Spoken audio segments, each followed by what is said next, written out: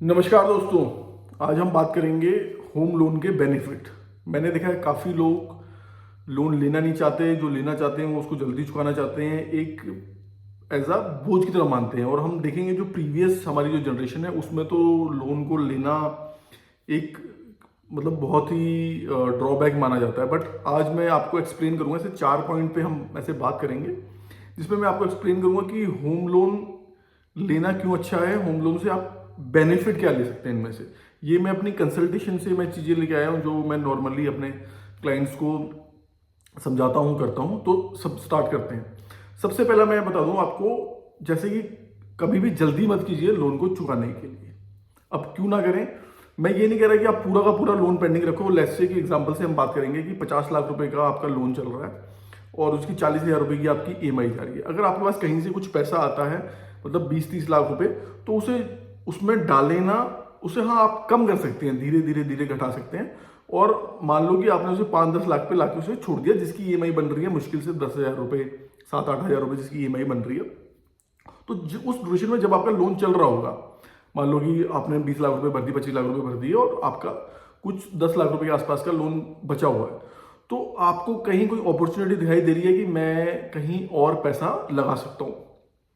तो उसमें क्या आप क्या कर सकते हैं, आपको जैसे लोन तो आपका चल ही रहा है, आप उसमें रिनोवेशन का लोन ले सकते हैं। और एक दो तरह के उसमें आप लोन ले सकते हैं जिनका रेट ऑफ इंटरेस्ट आपको लगभग लगभग वही रेट मिल जाएगा जिसपे होम लोन का क्या है ना, रेट ऑफ इंटरेस्ट सबसे कम है, तो वो उसी पे मिल जाएगा आपको। और उस पर अगर आपको 20-30 लाख रुपए की जरूरत है तो आप लेके, इसमें क्या होगा ना, आपका टाइम नहीं खराब होगा, ज्यादा पैसा नहीं खराब होगा, क्योंकि लोन तो ऑलरेडी आपका चल रहा है। सारे के सारे डॉक्यूमेंटेशन आपके बैंक के पास है, स्क्रूटनी वगैरह ये वो ऑलरेडी सब कुछ बैंक कर चुका है। तो बैंक भी ज्यादा परेशानी नहीं करवाएगा। ज्यादा आपको पता है कि आजकल कितने चक्कर काटने पड़ता है, सरकारी बैंक तो जूते खिंचवा देते हैं, तो वो सब काम नहीं हो पाएगा। प्राइवेट बैंक की बात नहीं कर रहा हूँ, तो आपको घर बैठ के भी दे देंगे, पर वो आप इंटरेस्ट रेट चेक कर लेना और उनके चार्जेस चेक कर लेना, वो कितने काटते हैं, आपको खुद को पता नहीं चलेगा और पीछे से डेबिट मारते रहेंगे। और जो मेरे साथ एग्री नहीं करते हैं वो आप कमेंट सेक्शन में ए लिख दें, जो एग्री करते हैं, और जो डिसएग्री करते हैं वो डी लिख दें। तो ऐसा आपको लोन मिल जाएगा, उससे आप अपना काम चला सकते हैं। और जब आपका काम वहां से निकल जाए, जब वहां से आप 10 के 20 कर लें, तो आप दोबारा से यहाँ पे लाके आप उसमें पैसा डाल दो। तो एक तो ये चीज होगी। दूसरा, जब भी आप कोई आपकी कोई एंसेस्टर प्रॉपर्टी है, जैसे कि मैं एग्जांपल लेके देता हूँ, जैसे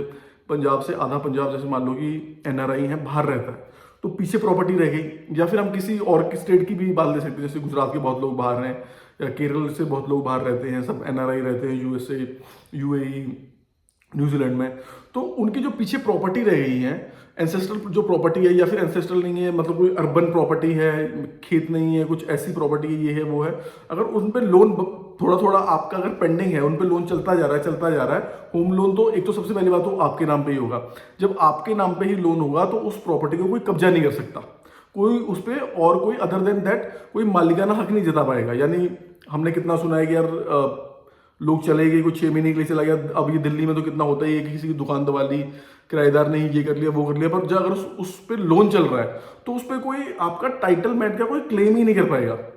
तो मेरे हिसाब से क्या है कि जब आप वहां बैठे हो तो आप 24 घंटे तो कोई देख नहीं सकता भाई, किसी को किराए पे दे गया, किसी को कुछ पे दे गया। पर जब आपका लोन चल रहा है, आपको पता है बैंक में जाके दिखा देगा, भाई बैंक का डॉक्यूमेंट पड़ा है, टाइटल क्लियर हो जाएगा। तो वैसे ही तीसरा पॉइंट अब हम डिस्कस करते हैं कि जब भी आप कुछ सेल परचेज कर रहे हैं, जब हम भी किसी सेल में या किसी परचेज में हम इन्वॉल्व हैं, मान लो कि हम परचेज कर रहे हैं, और मैं तो ये भी कह रहा हूँ कि आप मतलब आपको पता भी है, आप लोन करवाते भी रहते हैं, तो उसमें क्या होगा, अगर आपके पास पैसा भी पड़ा है, मान लो आपके पास 1.5 करोड़ रुपये पड़ा है और 1.25 करोड़ रुपये की आप प्रॉपर्टी ले रहे हो, या फिर मान लो राउंड ऑफ फेयर में लेते हैं 1 करोड़ रुपये की आप प्रॉपर्टी ले रहे हो, तो उसमें क्या होगा, जब आप लोन ले लोगे तो बैंक के पास जब आप अप्रोच करोगे, उन्हें जो भी नॉमिनल उनकी जो प्रोसेसिंग फीस होती है, जो आप प्रोसेसिंग फीस दोगे,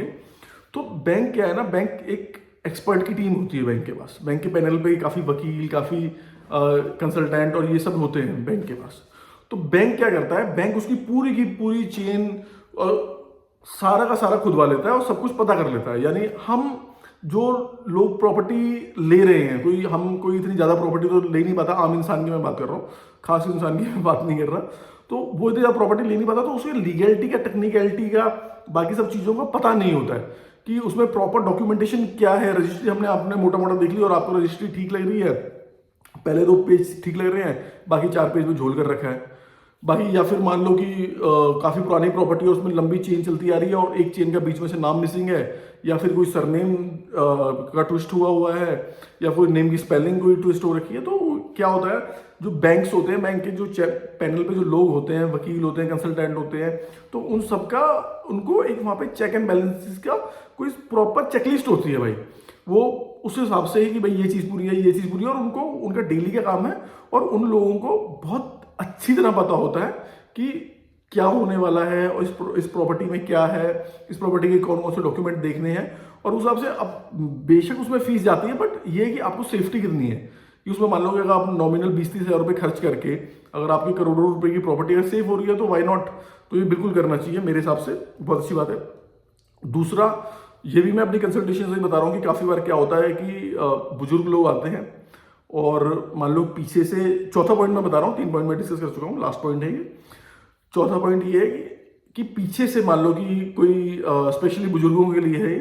पीछे से आपके बच्चे ने, बहू ने, दामाद ने या किसी ने आपकी प्रॉपर्टी पीछे से बेच दी, और आपको उस दिन बताया जा रहा है जिस दिन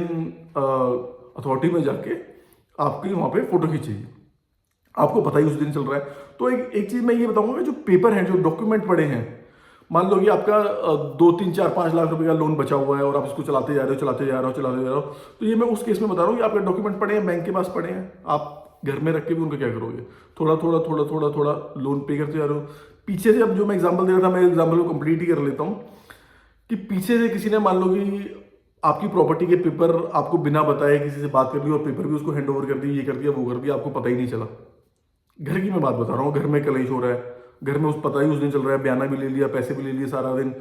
पेपर भी दे दिए हैं वहाँ पे। तो जो डॉक्यूमेंट है वो बैंक में ज़्यादा सेफ है इस सिनेरियो में। और ये सिनेरियो में कोई अपने आप से नहीं बता रहा हूँ, ये सिनेरियो आते हैं, बहुत होते हैं, और जो मेरे साथ एग्री नहीं करते प्लीज़ कमेंट सेक्शन में टाइप करिए कि हाँ भाई ये मुझे ही सपना आ रहा है और ये समाज में ये सब हो ही नहीं रहा है। तो मैंने ये चारों आपको एक्सप्लेन करे, कैसा लगा, आप किस किस में इन चारों में मेरे को कमेंट सेक्शन में जरूर बताइए कि पहला पॉइंट अच्छा लगा, दूसरा पॉइंट अच्छा लगा, चौथा पॉइंट अच्छा लगा, या चारों अच्छे लगे, या किसी से कोई डिसएग्रीमेंट है तो वो जरूर बताइए। और कोई अगर मैं कुछ मिस कर गया हूँ और किसी को ज़्यादा अच्छी इन्फॉर्मेशन कुछ दे सकते हैं तो please do mention that in comment also. धन्यवाद।